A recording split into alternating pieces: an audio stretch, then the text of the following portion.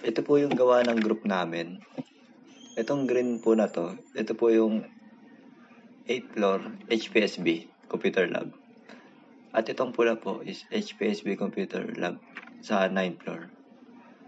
At ito naman pong sa brown is yung main server namin sa ITC.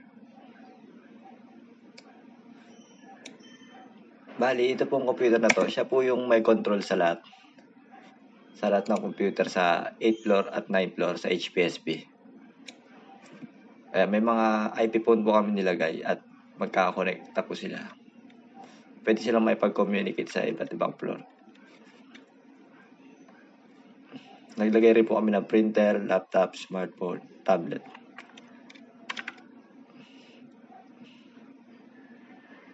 Ito yung config namin sa multi-layer switch. VLAN 10, name data. VLAN 20, name voice. Int FA 0/1 hanggang 20.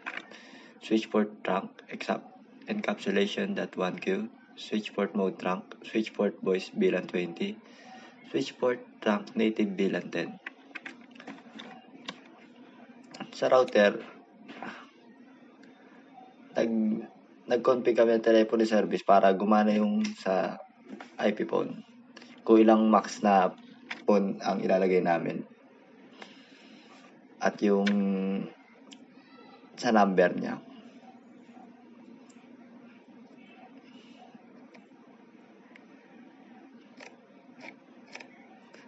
Ngayon naman po ay subukan natin i-test kung gumagana ba ang mga telepono.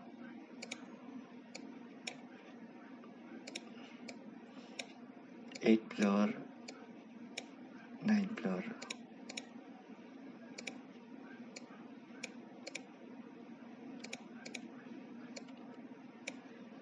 Ayan. Lalagay natin yung number. Ito, 2209. 2209. Ayan po. Connected. Ngayon naman po, subukan natin i-ping.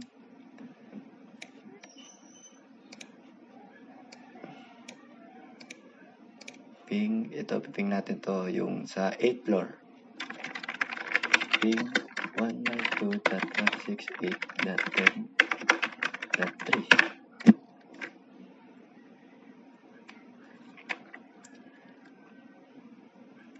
Ayun, nag-reply.